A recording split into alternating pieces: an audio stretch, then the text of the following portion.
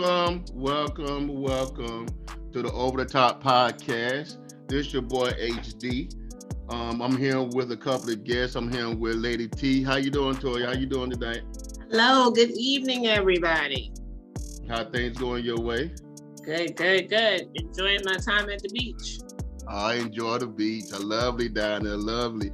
Tell everybody where they can find Toya Talk. So give a little shout out for your platform. Ask Toya. You can email me any question, anytime, anything. I am raw to the point. I might cuss you out. It is not for the children. At asktoya74@gmail.com. You can find me on TikTok at Toya L, TOIAEL, and on Facebook Reels at Toya Mitchell. Great. RJ, how you doing, buddy? I'm doing excellent, man. No complaints. What's going on your way? Anything new going on on your side of town? Nah, man. Hey, just working on a few things mentally in my mind. So continue to improve and trying to be sharp. That's where it started. Again, Over the Top Podcast is a group of us that shares our opinions on different views and different subject matters pertaining to our community. Again, all information that's seen on Over the Top Podcast will be seen on our Over the Top Podcast Facebook group.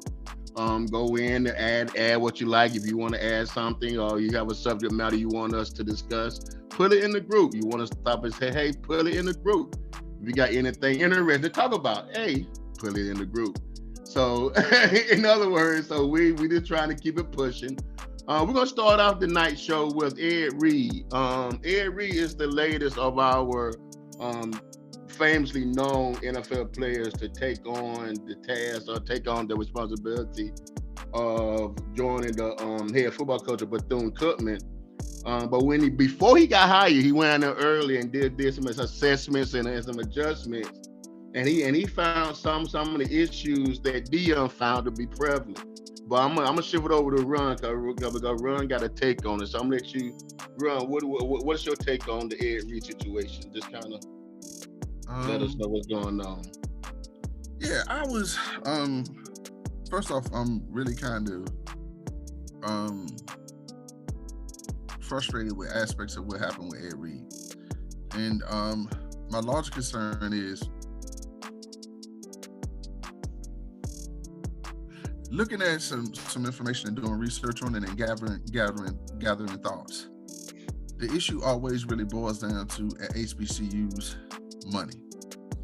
And Bethune-Cookman being a private college, the federal government supposedly setting aside a certain number of dollars. Bethune-Cookman has some logistical things that happen with its school in terms of having 2 hurricanes hit them within maybe about a month. But in addition to that, there has been a diminishing in the giving at the school.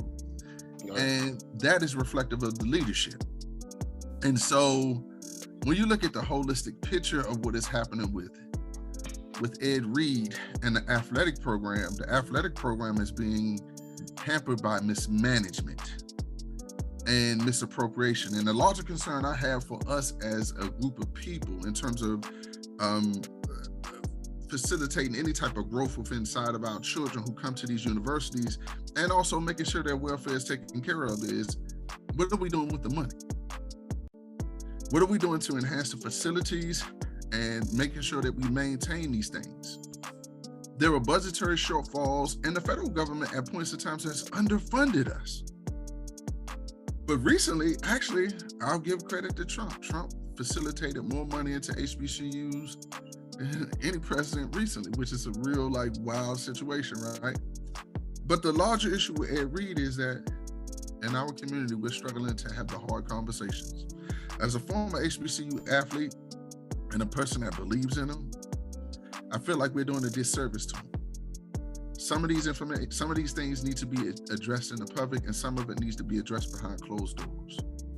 And the fact that I feel like Shannon spoke, I don't think he misspoke, but he just spoke. Ed took it personal, and he shifted some of his frustration towards Shannon. And my whole thought process is 2 men get in the room, have a conversation with maybe a third or fourth there to be there to support them, as well as Ed needs to talk to this administration and set forth an agenda as to what he effectively wanted. I don't believe he should have went to social media with his issues from the beginning. So my larger concern is this. In our community, communication is always a struggle. We need to really have a summit, so to speak, as to how we can effectively develop a dialogue within these, the dialogue within our groups and among each other, a uniform code of conduct, because other cultures have that. And our lack of code of conduct has created this larger problem within the midst of us. So what I will say is, I feel like Ed is right for exposing aspects of it. I feel like sometimes we're a little bit too emotional about the fact that he is exposing things. But I think there's a larger conversation that we need to have. And it doesn't necessarily just need to be conversations, it needs to be actions associated with it. So to end my point, it was excellent to hear the Alumni Association today. Murdoch happened to go live while the football coach was talking. And as he was talking about endowments. And those are things that sometimes we don't necessarily hear about. He said each one of us can get $50 to support the endowment. We don't have to give as much as some of the other universities do. But if we put a little bit of money here and there, we'll help establish a better foundation for our schools. Hey, right on cut off, but as far as Murdoch, for the listeners, what school are you talking about? Kind of go back, and because we are a lot of people, a lot of our viewers don't know who this guy in Murdoch. Great job, great catch. Shannon, what was the issue with Shannon and Ed? Because again, a lot of our listeners may not be abreast. Great catch. Hank, I'm sorry, I apologize. No, you fine. That's why we do this thing, baby. The issue with Hank, the issue with Ed Reed and Shannon was the quoting of comments from Shannon Sharp. Shannon Sharp addressed the issue on First Take. Okay. And he essentially stated that he was disappointed in Ed Reed and the approach that he took in addressing the matter. Okay. They went through a process where Shannon or Ed I think Shannon DM'd Ed. And then Shannon DM'd Ed. Yeah, and then for those who don't know, Shannon Sharp is a product of HBCU. I think he went Savannah State. Yes. So for those who don't know, Shannon Sharp is a product of the HBCU. Not want to cut you off. We want to give the context. No. That's great perspective, man. You're doing a great job. And so in identifying that, what effectively happened was that heightened level of miscommunication. And when that DM was exposed, to me, more than anything else, what I've said to you a number of times, I said sometimes we're a little too emotional for our own good. Right. We're a little too emotional to be free, so to speak. So I like that. We have to effectively learn how to dialogue and come together and have a conversation. And I don't post those DMs that we're having that conversation about. Me and you can talk, man. Right. And Dion love y'all both.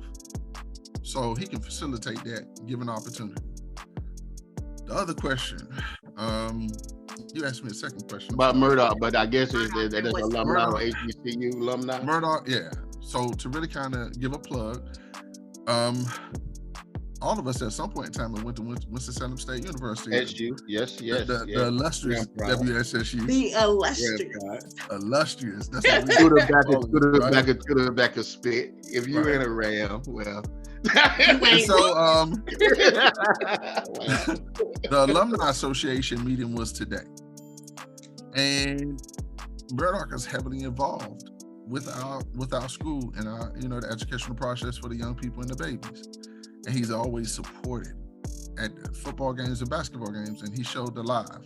And the football coach was speaking about endowments, funding monies, and things that we never really hear about on the other side. And it was beautiful to hear the holistic picture of what he was talking about related to raising funds and putting money in place.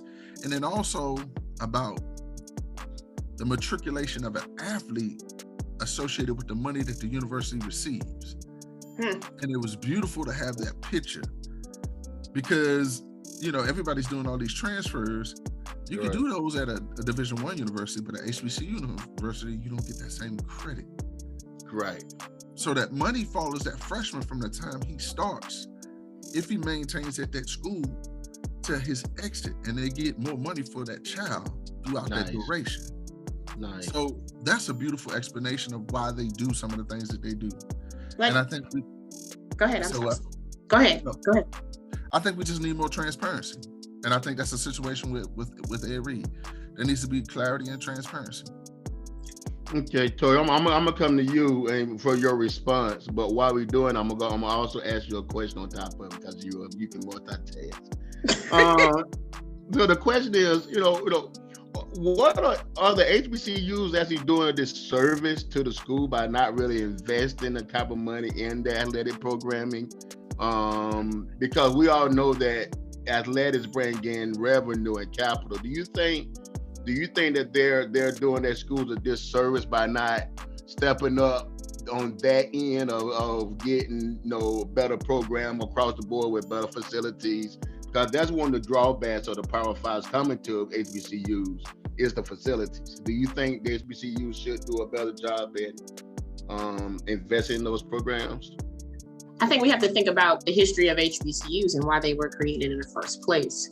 A lot of HBCUs, now you do have HBCUs that invest in their facilities. You have, and they might not have the facilities of a Miami or a Florida State or, a Notre Dame, things like that. But you have those tier 1 HBCUs, those division ones, you have the A&T, you have the Southern, and we have a Winston State graduate that coaches at Southern. Those schools are what you call primetime sports schools. And then you have a Morehouse. And there was an issue with a top tier player who all he wanted to do was go to Morehouse, but they weren't recruiting him at all. But that was his first choice. Morehouse wasn't built as a sports school. We know that it's not a sports school. Yes, you've had some athletes. Denzel Washington's son has gone on and he played in the NFL that went to Morehouse. But it's not a sports school, it's an academic school. It's a school where you take pride in your education. I do think at some point we have to, like Ron said, take a step back and look at the bigger picture, have that communication. Like, that's wonderful that Murdoch went live today and you saw how the communication works. And during COVID, I've Zoomed national alumni meetings. And we have that openness and those conversations. The problem with Bethlehem Cookman, and I'm going to say this, when it comes to nationwide, PWI alumni give back 8%. HBCUs, we're at 7%. So we're not far behind. Bethlehem Cookman was getting 12% of alumni donations, and it has gone down to 1%. They are actually suing their alumni, the national alumni, because they stopped giving because, like you said, there was no transparency. They wanted to know what was being done with the money. Where was the money going? And how was it being used? And so until they get these questions asked, they literally told everybody, all alumni, do not give. Don't give. So now they want to sue the alumni for using the logo, which they've been using for over 90 years. Because it's the Alumni Association. That's what we do. We're giving back our money. Our motto at Winston State is we enter to learn to what? We depart to serve. And so we give a service back to our school. Some of us give some of us give a lot more. But if there's no transparency, now watching Roland Martin and watching those interviews of the interim president and him speak, and then watching the students speak, and then watching Ed Reed speak. These kids are fed up. They're tired. And we've been there. Ron, we've been there. We were at a point when we had Chuck Snyder, we were done. We marched. We gave hell and everything. And so they've been marching all week because they want a new board of trustees. They want this president out. They're living in poor conditions. We have to stop that mentality of what happens at home stays at home. Interesting. That's killer. She hit it right on the head. And we gotta cut that out. Now, like you said, the way Ed went about it, okay, he's passionate. But like, if you don't know who Ed Reed is and who he was, I used to call him the transient of the NFL. because he just like that crazy homeless guy on the field and on the sideline. So you know how his passion works, you know who he is. And if you didn't know that about him when you invited him in, that he has a passion for education. No, he's not from an HBCU system. So these are the things that he does not know, that we do have that.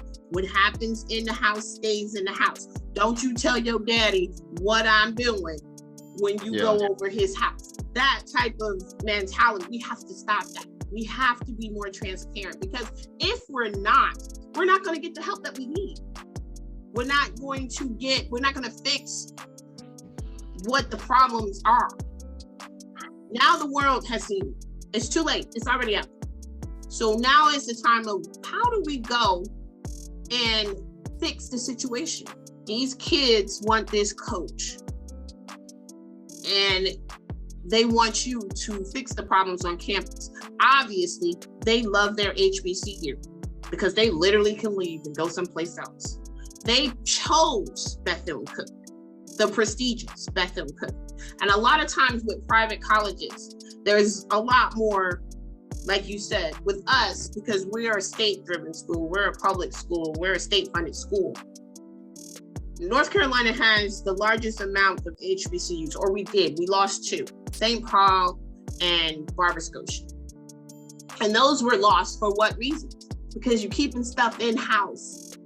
And those were 2 private schools.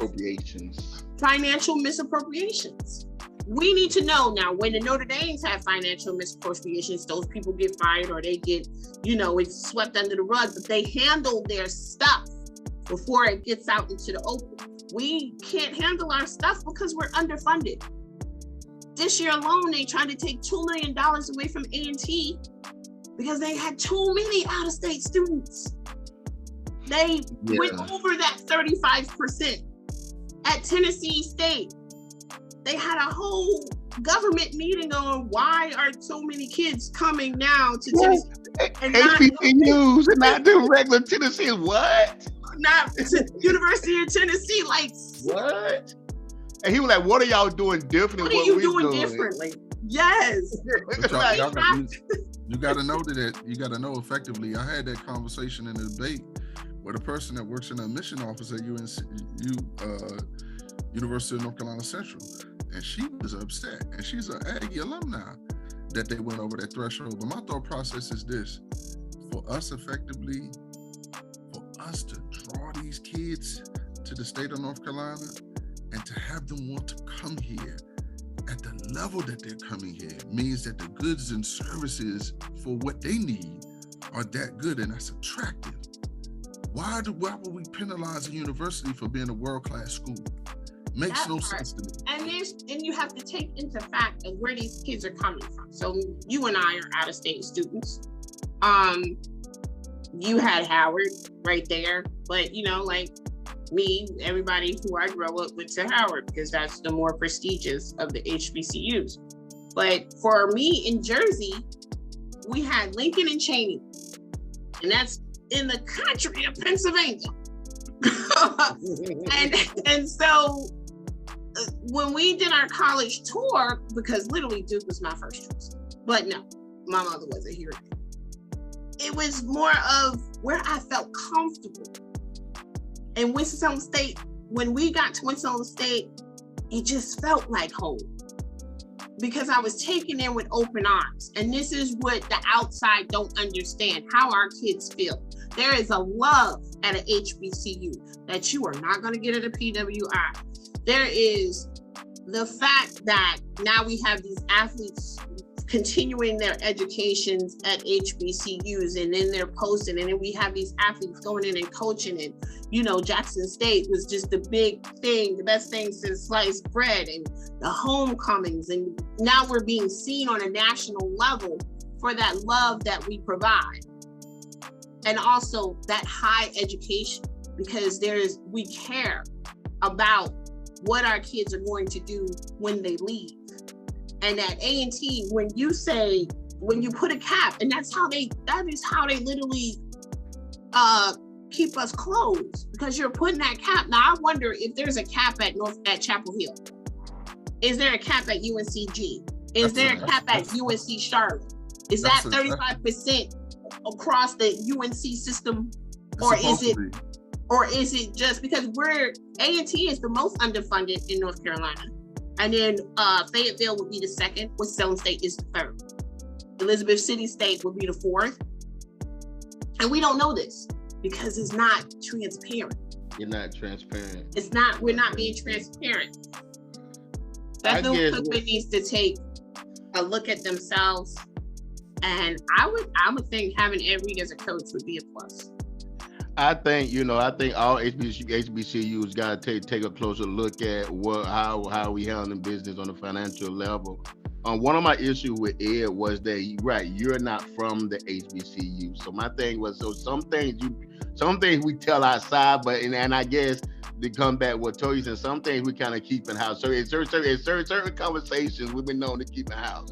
And that's just by being involved, understanding the culture of the HBCU. But Ron, I'm gonna give you the last word on this one with this question. How do you think, and I changed it around from the agenda, but how do you think this will have a positive or negative impact on the future of our HBCUs and students and the athletes that want to attend them?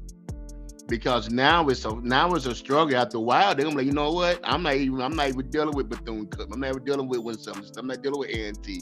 I'm just gonna go to the local PPWI schools or go to a JUCO and try to get in another school. How is these distractions and facilities affecting our students or affect the future HBCU? You can finish up with it. The one thing I'm gonna give a shout out to the coach that recruited me. His name is Pete Richardson. And you go to school to play for the coaches. The coach that you want and the university that's the best fit. And if you get on campus at a HBCU and you feel at home and it fits, you'll know it. Mm-hmm. So it won't necessarily be like the facilities, all those things won't necessarily reflect badly on what particular decision that you make to use to attend that particular university. But I know for me, the most powerful thing was that I went to Kutztown University up in Pennsylvania. And going to Kutztown University up in Pennsylvania was an eye-opening experience. Great campus. There was a disparity in services. Their cafeteria was off the chain. Do you hear me? They had the best of everything, right? And then I come to Winston-Salem State. And when I came to Winston-Salem State, there was a difference. But what I did see, oh my God. I came here, there was a disparity in services, but I felt home. And it was peaceful. And I loved it. And that's just it. The kids that really want to go play ball and want to better themselves, they'll still come. Okay. Well, we're gonna finish that up. I definitely wish Bethune-Cookman the best. I wish Ed Reed the best. I know the program would definitely benefit from him. I just hope we can get that situation handled, especially as far as our financial responsibility for the schools. So we're looking to definitely get that totally taken care of. But like we always do, switching gears like we always do. We like to switch gears around. But the best of luck to Ed Reed and Bethune-Cookman. Much love to HBCU. But okay, so let's jump on the traditional family. The traditional family dynamic and the role of the husband and wife has always been defined. As the husband would go out and go to work, and the wife would go home and take care of the family and the home responsibilities. in today's relationship, I'm seeing a little different view, especially from our women. Some of my women wants the benefits of a man paying all the bills. However, not necessarily want to do it all the housework and the other responsibilities of the homemaker of prior time. There's other women out here who believes that they don't need a man. You know, I got a career. I got my own house. I got my own car. I got my own go out. What I need a man for? You know, almost to the point where, you know, they don't even want the relationship. They want a child because the years done caught up with them. You know, they're in their 30s and 40s. They don't have no husband or no children. So now they want a child, but don't want the relationship. And I'm kind of curious about that. So I'm gonna leave with you, T. But so my question to you is, in what ways are these relationships, our relationships, is connected to the new or the old? What is our relationship going? Is our relationship going downhill because of these ideas? Or is it taking a drop off because of these ideas? What do you think?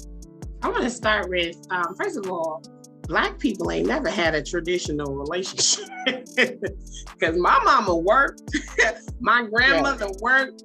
Women have been working since slavery, so my mama worked too, but the idea of man paying out of but the idea of, I get what you're saying. So yeah, are there still role assignments in the relationship? And what does it distract from the relationship? Does it take away from a positive long-term relationship? The different rules and regulations we try to live by. Okay, I don't agree with that. I don't need a man type ideology, because I need a man. I need, you know, somebody got to take this trash out.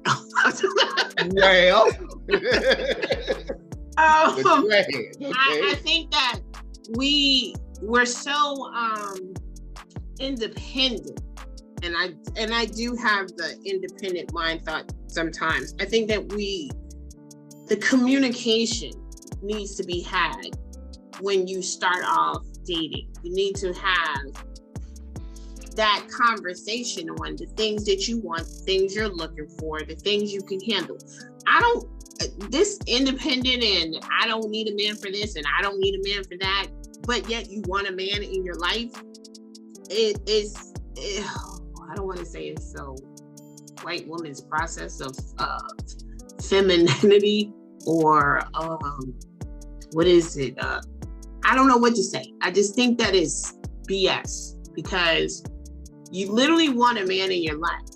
If you're an alpha female, I'm an alpha female. I own 2 businesses.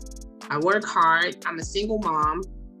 But at the end of the day, when I'm with my significant other, all of that goes away, because that's where the calm is. And we literally had this conversation today, is that when my mom was out working, I never realized how much she did out in the world, as the accolades that she got in the world, because until I got older and realized that, okay, she's a big deal thing. Because when she came home to my dad, she was able to take that hat off and just be a mother and a wife. And that was where her calm was. That's where she softened. And so you can be out in the world and be hard, but if you have those conversations with the significant other and that communication is open, then when you come home, that's where your calm is. Not necessarily your peace, because, you know, you make your own peace. It's just that you don't disturb each other's peace.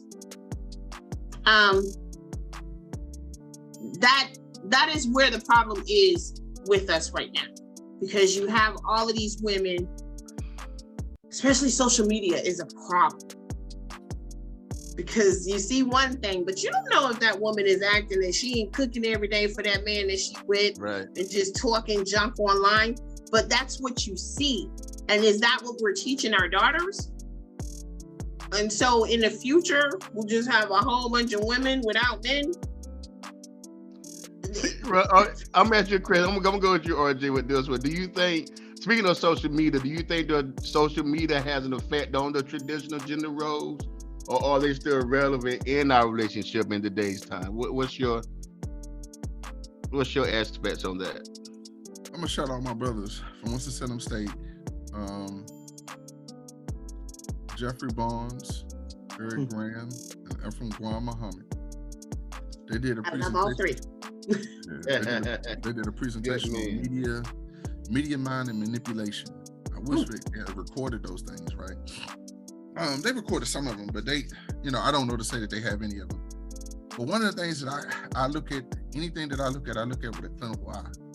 Meaning, like, I process it and I see whether what they're saying and doing is applicable. Do you understand what I'm saying? And when I say that, I'm saying that from the perspective of, like, okay, is this what I'm watching relevant to me? And is it functional? And is it applicable to my life? And what has happened and what is really scary is that there's a big depth perception. And what I mean for depth perception is there's what truly is and there's what we want their things to be. And when people say certain things like the Bible says in the end people will have itching ears. They got itching eyes too. Because they look at stuff and they see these things and they want to encompass those things that they are, but they don't understand what it took to be that particular person. You should never want a person's anointing unless you want that adversity that came along with it. That's right.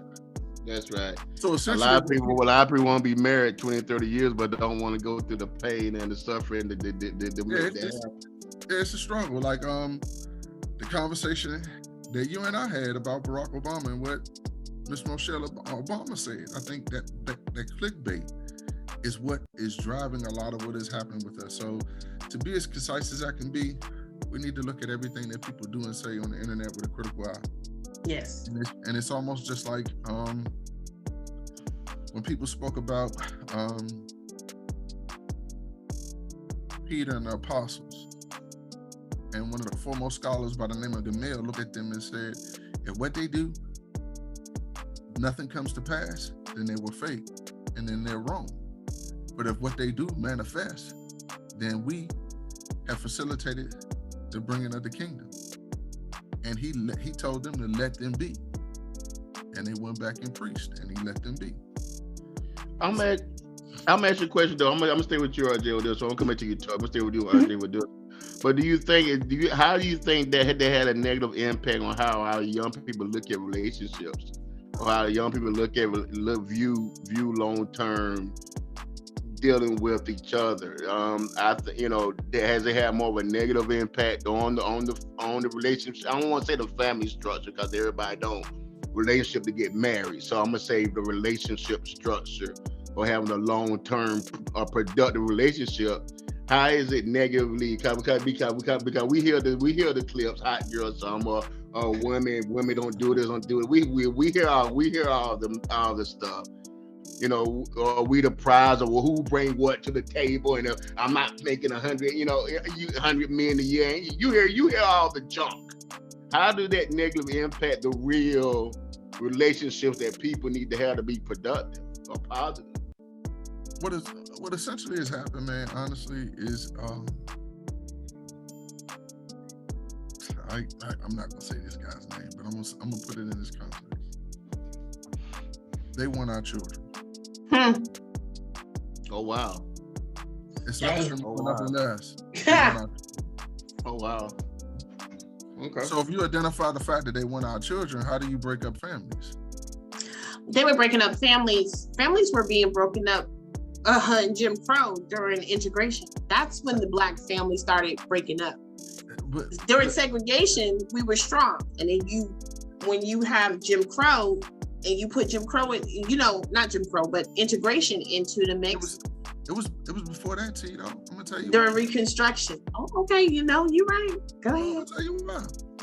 Jim Crow facilitated the theft and the grasp of the land. So that's the economic part of it, right?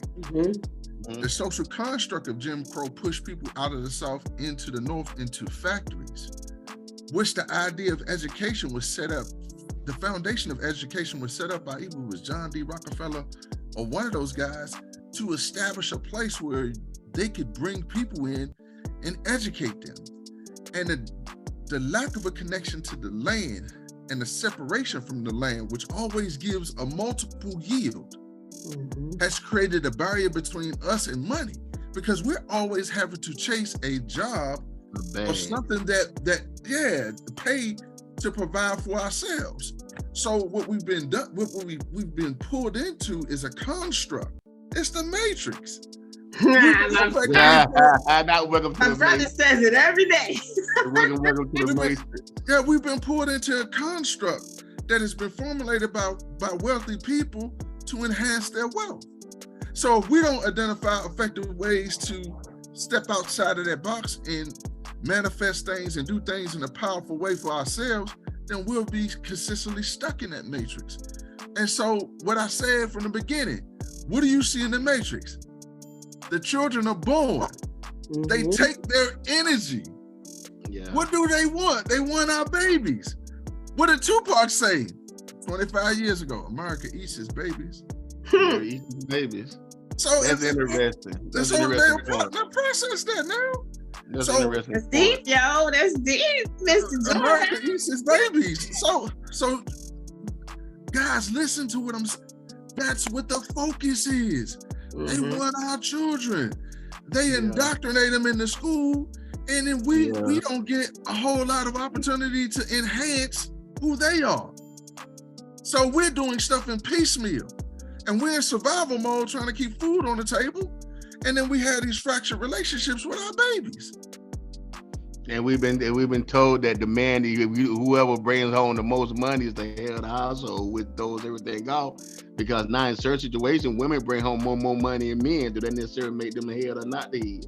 Or is it a gender specific who the head or not the head? But I wonder. Why? I don't get why that's a thing. I don't get where we lost the idea of the blessings flow from God to the man to the household.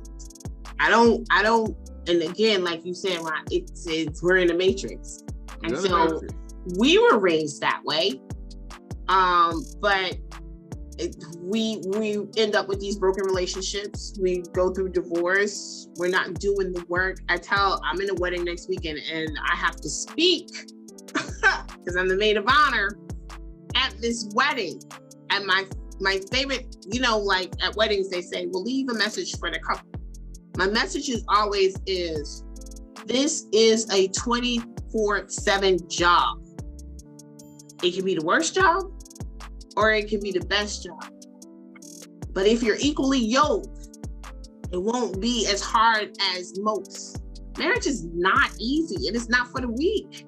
And then when you throw kids in there, it is not for the weak. And Say it again for the people in the back. This is not. It was in the game for 18 years, together for 20. So it wasn't like it was just this marriage and then I just gave up on it. But it's not for the weak. It is a partnership. And if you are not equally yoked in everything, emotionally, spiritually, that is probably the first thing I should have said. Spiritually. And I was raised in a Moor and a Christian household, but they were equally yoked. They were woke before woke was woke. And so it worked for them. And on February 14th, they were married till death they did part. It would have been 50 years that they were married. Bless them. And the things that my mom tells me now is it was when we left, that's when the work started. When there was no kids to interfere or intercept in the situation, that's when the work started. And she said, we started dating again. Right.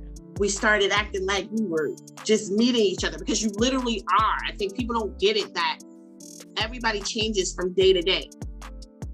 We grow day to day. So you have to reintroduce yourself to your partner over and over again. Let me ask you a question, Toya. I'm gonna ask you, I'm gonna ask you a question because I want to get it in, and I think it's a relevant question. We always talk about how the absence of the black male in the household affects men. Do you think they have that same effect or different effect on single women as the mentality they have now is I gotta Yes. be overly aggressive. I don't want that problem. Do you think that's one of the main issues? Yes. So here's my goal with my girls, all 4 of them. And my oldest just turned 27 last week, and I have 22, and then I have 10 and 11.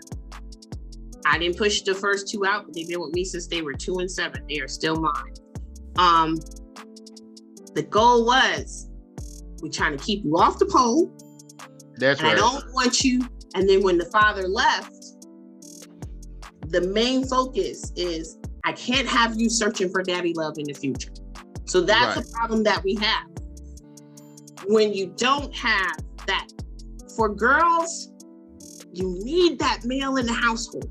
You need a male figure. You need a positive male role model in the household, because that male is going to teach you how to be loved, how to be treated as a woman, how to carry yourself as a woman, how to be a lady, how to respect yourself, how to conduct yourself. There's so much thing that I think that men don't realize, those fathers that walk away, that women need in their lives. We need that father. That father, first of all, your father is the one man that you will probably love for the rest of your life. There will be men, but your father, if he was a good man, whether he's here or whether he's gone, that'll be your number one love, because that's who you look up to. And you guys got daughters. You know how it is. There's things that you want your daughters to do and things you don't want your daughters to do. And so when we don't have that figure in the house, and we're raising girls and boys, because you need that male to teach you how to be that man, but you need that male to teach you how to be a better woman. Everything is led by example. Like Ron said, in Psychology 101, we see everything. And even as couples, I never saw my parents argue until I was 26 years old. I always saw my dad as this Superman, and my girls saw my dad as this Superman. And when I was 26, I was home, and my dad was yelling from one room, and my mother was yelling from another room, and he was like trying to program his new cell phone, and this is when cell phones had just come out. She's like, you keep saying put in a 10-digit number. What the fuck is the 10-digit number? And my mother goes, go tell that stupid motherfucker to put the area code. I was blown. And that's when I realized that my dad was a man. He's a man. He's a man. But when you grow up and you see this superhero, Superman, yeah. You see this Superman, that's how girls look at their fathers, until you realize that they're just men, but they're great men. I think my daughter all the time. She always say, my daughter think I'm the richest man walking the earth. Thank you, baby. Thank you, baby, but that's not. Ron, I'm gonna come back to you with this. What is so let's switch it up a little bit. So we don't found the problem and the issues. What is something positive that we can give relationships? What is something positive we can give all this negativity of the black family or the white family having good positive relationships? What are some things you can give to the beginners out there? Being solution-based, identifying one, again, what I've said in previous sessions, you got to court. You got to effectively court people and figure out essentially what it is, their likes and dislikes. We got to not lie to each other. We got to really have true conversations with one another about what we expect. Because sometimes I've been a man and I've been what a woman needed me to be. Actually, the first girl I ever dated, I was with what I felt like she wanted me to be. And then I was like, dang, this girl is cool. Mm-hmm. And you know, we had this old crazy like thought process when we were younger, you know.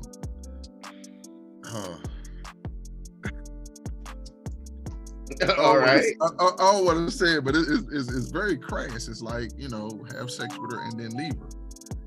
And then the thought process hit me was like, you know, she ended up being one of my better friends. And so the dopeness of who she was as a person really kind of effectively helped me settle in.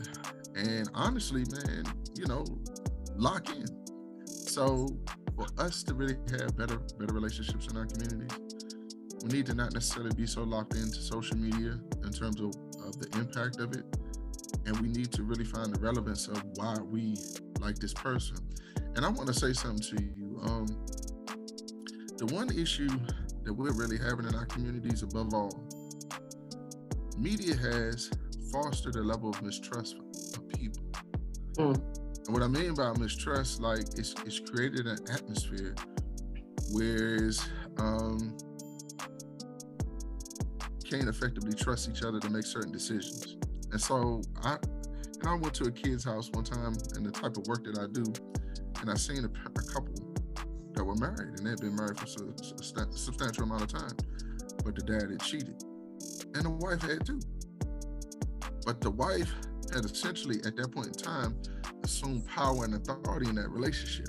Like she had just like, look, he held that joker hostage. I effectively told him, I said, look, bro, your wife don't trust you. And they fired me, essentially. Like they came after me like a mad dog. But what I said was true. Your wife don't trust you. Wife don't trust you. And you know, I've been there with my wife. I said, man, we were probably maybe about 4 or 5 years in. I'm like, look, this is a situation where we're gonna have this situation, circumstance happening, and you don't trust my judgment. Hey man, I'm out. I'll let you go. One thing about me, man, love my wife, I want my family, but I also realize that if you can't trust my decision making, if you can't believe me or afford me the opportunity to lead you or guide you, then we don't need to be together. I'm not a Neanderthal, but you need to trust that I'm gonna do the right thing for us. And I need to trust when given opportunity, you're gonna do the right thing for us too. I think that also too, we have to be accountable for our shit. We have to stand. So I think one of the things about being married so long and then going through the type of divorce that I went through, the first thing that I did was I looked at myself. I said, well, what was your part in the situation? We know what his part was. Yeah. But also I had to, and therapy is amazing. I had to look at myself and say, well, what did you do? And for me, that military wife situation and having to run everything and him being okay with me saying, this is how it's going to be and this is how it was emasculating. I emasculated this man in a way that it like, and Ron will tell you, like, because that aggression is real. That Jersey attitude is real. And so I have to say that this is what you won't do next time. And my dad always taught me, let the man be the head, even if you know more. Give him that opportunity to work it out, because eventually he'll come to you and ask you, how do we fix this? Or what should I do? And then you give him the advice that he needs. And so that wasn't something that I did. I just went ahead and said, this is how it's going to be. This is what it is. This is what we're doing. And that is emasculating. So we can't, as women, we're powerful. We are so powerful. And I think sometimes we don't know our power. Because literally we run it in the background. But you have to let a man be a man. And in my marriage, I did not let that man be a man. And so it's no wonder that after a while he got frustrated. It's amazing you saying that, right? Yeah, I mean the transparency. I'm loving the transparency. I mean, I don't believe Toya said that neither, but hey. But I have to like you really in a good spot. I want a healthy relationship. I want a healthy situation. I want to have those open conversations, and I want to hear what if there's a problem that arises, what are we gonna do? that we have that conversation, that we're open and we're transparent in every way. I don't want to be just the one to say, oh, this is what it is. I don't want to be that hard. And that's a lot, like you said, we're Black women. That's how we are. We are very emasculating at times. And we don't even know we're doing it. It's just how the world has put us, like you said, in that matrix. When they separated us, we had no choice but to be out here we are the most educated in America. Yes. But we get paid less, but we're in high places. And they still treat us like, and we're that part, and we're treated like whatever. And so when it comes to our man, when we come and we want to just be that softness, sometimes we can't have that softness because the world has made you what you are. And so we emasculate. Triple hard. Triple hard. I'm gonna tell you something. That's the scary thing about it. That's triple hard to do. That's the scary thing about it. You know, as a man, right? This brother asked this lady on the reel. He said, "Man, I'm gonna ask you a question. Who do you feel like is more least protected in this world in terms of Black men, Black women?" And it's just to say, you know, honestly, she said, "I'm gonna say Black men." And what's really hard is what you have to fight to do is maintain your humanity based upon the social and emotional assault that we deal with. When you think about current events, what happened with Mr. Nichols, some of the other things that we've seen, but at the same time, as a man, when you're vulnerable, when you truly are vulnerable, and you express yourself and you want to lay your crown down, can she let you lay your crown down? She'll let you pick it back up. And be the head again. Although you don't show your don't show your nakedness, you don't show your vulnerability, you don't show your issues. Right. Do you have the wherewithal to still let me lead, although you know what my weakness is? You have the kryptonite. Can I still be Superman? Yeah. Yes.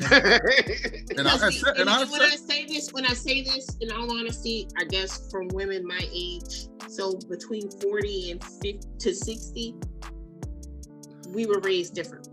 And so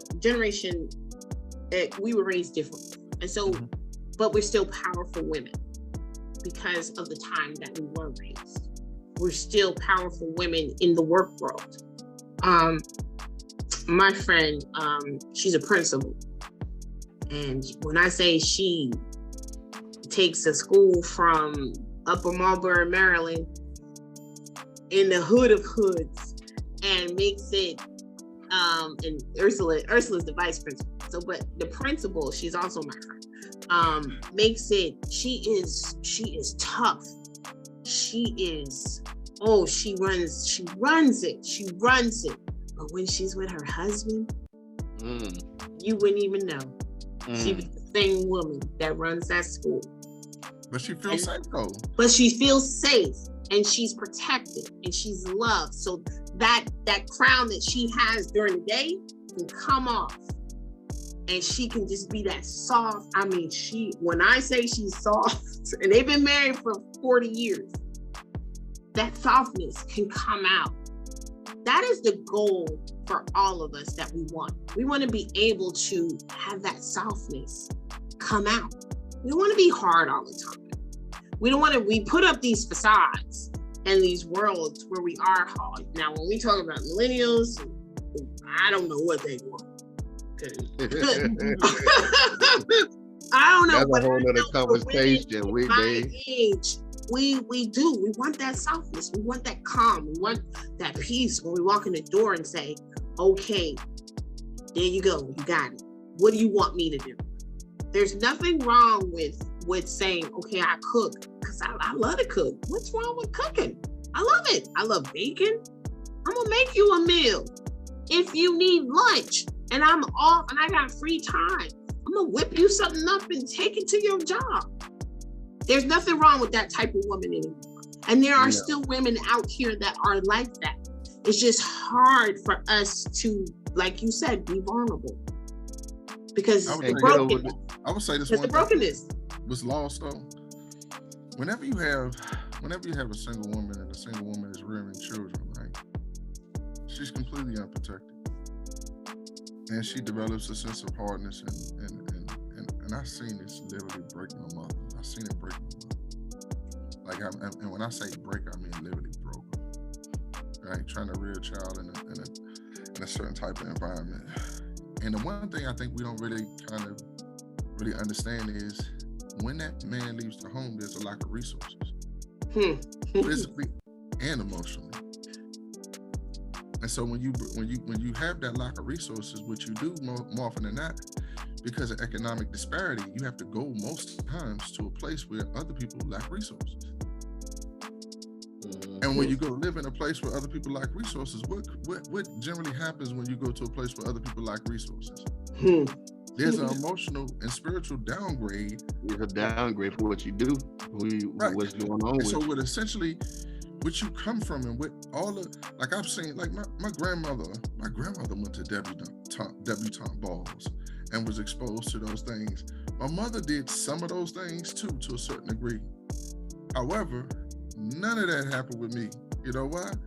Because the breaking down of the family. Dynamic of the family changed. Do you understand what I'm saying? Yeah, and so but I think a lot of times a circumstance in the family is like a bicycle. When that chain pop, you can't pedal. You can't go nowhere. And you have to take time to reset that. Put that chain together and try to get back in the race. But while you trying to get back in the race, everybody else is still moving forward. Right. Do you understand what I'm saying? So culturally, one of the reasons why we're abstractly behind other people is the fact that we have these situations and these circumstances where our relationships are not strong. And I think one of the things we got to stop doing, man, and I'm proposing this on this medium and on this platform, stop speaking negatively about each other. Amen. The things that we have going on. Amen. I totally agree. It's us. It's always, yeah. Oh, man, listen, there are reasons for people functionally coming into that mindset of that behavior. They didn't just get there.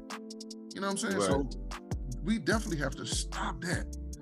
This negative self-talk relative to how we look at each other, man. Come on, man. Stop. One of the things we're gonna go ahead, Toy. I'm about to put a button on it, but go ahead.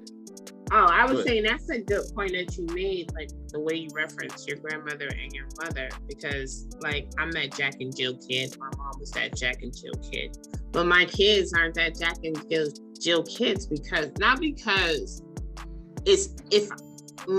we had this conversation last night at Winterfest. And Zora was so upset because I was so exhausted. And I was like, is it okay if we just get something to eat and go home? But she started crying and I was like, okay, we'll go to Winterfest. It was like 20-something degrees in Charlotte last night. I was out there freezing, standing on a funnel cake line while they were inside the building on a bouncy house. And I'm like, oh, this is what we do. But my kids aren't Jack and Jill kids because and I had to explain to them that while we were going through the Winterfest, there were different vendors. And each vendor was, giving out things that they wanted, Girl Scouts. And so Zoe was like, well, I want to be a Girl Scout. And I said, ma'am, what is it that you do on a daily basis that prevents you from being a Girl Scout? I said, y'all are selfish. Like, I went through the whole spiel, like I'm doing this by myself, but everything that you want to do, I make possible. These $400 camps, these $500 theater classes. It's like, you want to be an actress. I am behind you 100%, to the point where Monday she starts at the School of the Arts that she works to get into, but I still gotta support and I still gotta be there. And not like other moms, I'm blessed because I'm able to be at everything that they do because I am a business owner. So I just delegate my employees to do what they want, do what they do, and I don't have to be present at all times. But I can't imagine other moms that can't do what I do. Jack and Jill's not in the cards for them because it's an elitist organization. And I don't want my kids competitive. But also financially, it's a lot, and it's a lot of activities that a theater kid can't do and a golf kid can't do. The focus is what you want to do, and I try. My job is to give them what they need and sometimes what they want. But I overcompensate because the dad's not there. I know that about myself. I truly do overcompensate. So I might give them a little bit more of what they want. But it's just that focus on what we need in a community for our kids to grow up whole. And right now, we got a lot of broken people in the world. I don't want to raise any more broken Black women.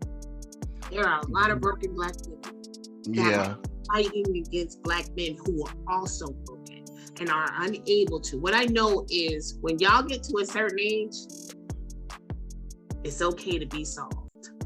It's okay to be soft. So Tori, what's the positive message you can send to these relationship-wise, to the relationships of the future? What's something that they can take with them as a nugget, put in their Communicate. Put all them cards on the table. Let that person know from the get what it is.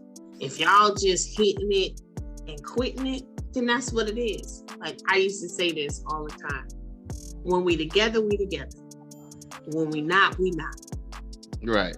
But that was protection. That was me protecting myself to say that, oh, I might like you a little bit, but if you break my heart, then that jersey gonna come out. Now it's like, I have to be open and honest with what I want. And I know what I want for my future. I know what I want for my kids' future. And for single moms, I'll be having this man, that man, this man in and out your house. Uncle this, uncle that, in and out your house. Be protective of your children and yourself. And communicate. Let them know what it is you really want. As a man, let her know what it is you really want. So you're not wasting each other's time. That's what I have. You got a great question. The one thing I would say, and this is for future reference, we can revisit this conversation. Women like pretty things. Women do like pretty things. Women like pretty things, Brady. You hear what I'm saying to you now? You like to be lied to. They like to be lied to. No. Explain. If we on here now, you out here now. You got to explain that one for me. I was gonna try to button it up. You're gonna add another ring to explain that one, buddy. It's a gentleman I know. One of the best I ever seen with women was the best lie I ever knew. And there was nothing about him that was absolutely truthful. There was nothing that was truthful. Yet still, I seen him pick up women in places. I was like, I'm talking about smokers. You hear me? I mean, smokers.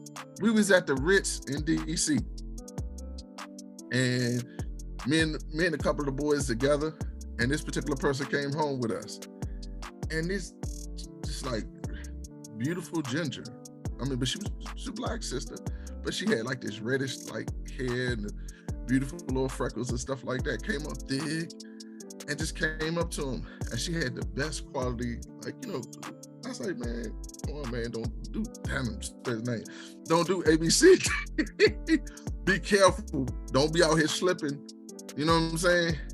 And the girl was from Moe County, the third richest county in the nation. He pulled up on something up there. He done pulled up on a bunch of things down here. And I never known him to tell the truth. Sell the sizzle. Sell the sizzle. Sell you feel me? And we like truth. We like truth. We learned that in sales. Sell the sizzle. Now you do. Because you're more mature. Like you're more mature. But back in the day, I was a player, so that part. I hate to say that. Sisters like to be, I hate to tell you, they like, and that sounds bad, but that's what I find to be true. Ultimately, I hate to say that. I think I think you guys hit on a ton of different topics, ton of different areas that I think it could benefit not just me, benefit me and just our listeners.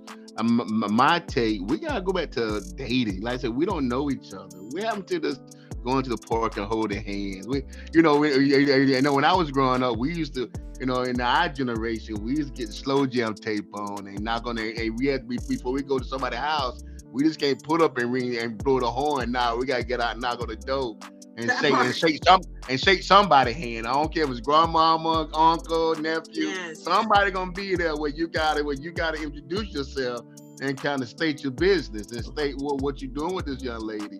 And we're in courting. Remember, we used to be on the phone all night on the slow jams, and you in the corner in the dark, and you hang up. No, you hang up. No, we